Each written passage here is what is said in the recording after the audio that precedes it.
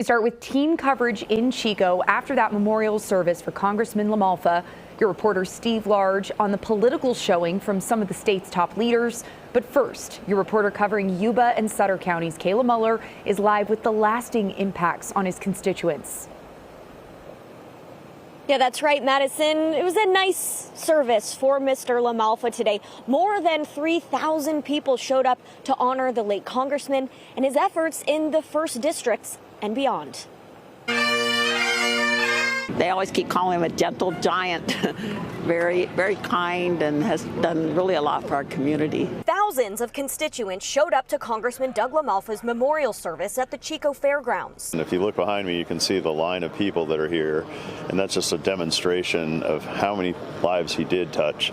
And he helped so many people, and he was so kind all the time. And I don't know if I ever told you this, but he was one of the people who inspired me to run originally. Dan Flores, a Sutter County supervisor, says LaMalfa was one of his first endorsements when he got into politics, becoming a friend to him and the communities he represented. I mean, he'd visit Sutter County a lot, he'd visit Marysville a lot, and he went to bat for agriculture and farming and for all the legislation that was related to supporting this North State, and he was there for us. He showed up everywhere, and some of the places that were just real simple gatherings that you would always see Doug LaMalfa there. He was very supportive of the community. I don't want to be called a widow. It feels kind of like a spider or something. I don't know. It's just not something I want to be called. So I decided this week I want to be called a legacy extender because Doug had great legacy.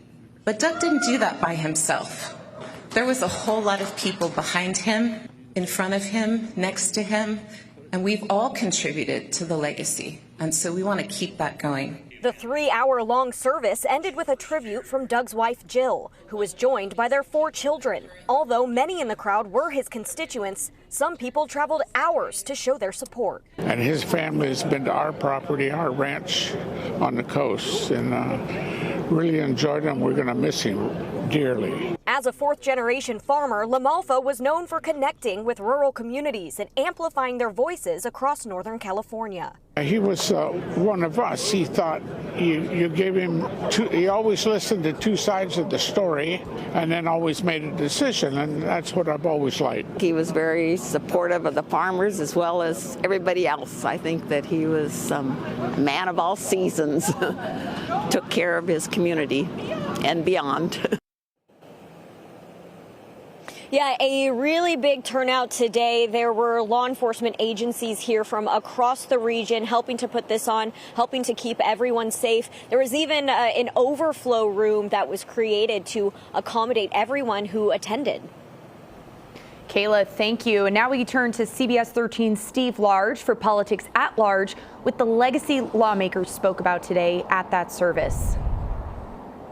And Madison, just to emphasize the magnitude of this event, House Speaker Mike Johnson said that he used the Air Force jet normally designated for the Vice President of the United States, Air Force 2, to fly in here today, landing at Beale Air Force Base, then taking a vehicle here to this event to honor a Congress member who was known for bridging the political divide.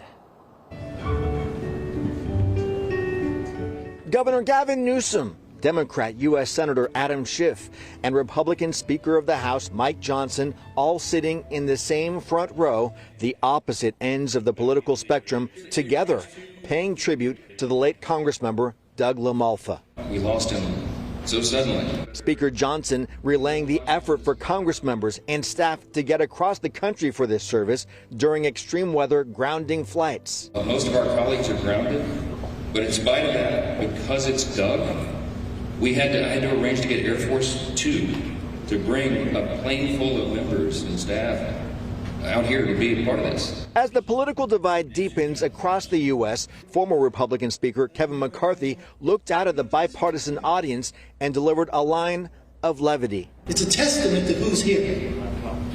Because I'll promise you, I don't think some of them are coming to my funeral.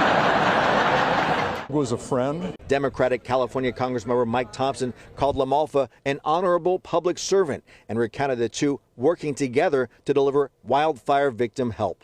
We together carried legislation for the victims of a couple of these horrific fires, who lost everything, and then were going to be taxed on their settlement. We were able to excuse that tax on their settlement. Security for the high-profile event was tight, with SWAT officers on rooftops surrounding the memorial service.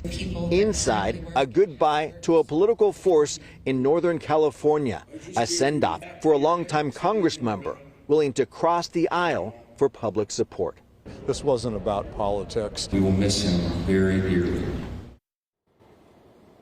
You know, in all of the talking today, there was just one brief moment where politics was really mentioned. That was a Prop 50 line that drew jeers from the crowd, the effort to redraw Congressmember Doug LaMalfa's district. Again, that was the one moment where politics was really mentioned. The focus really on Doug LaMalfa, the man today. By the way, the special election to replace his district seat is set for June 2nd.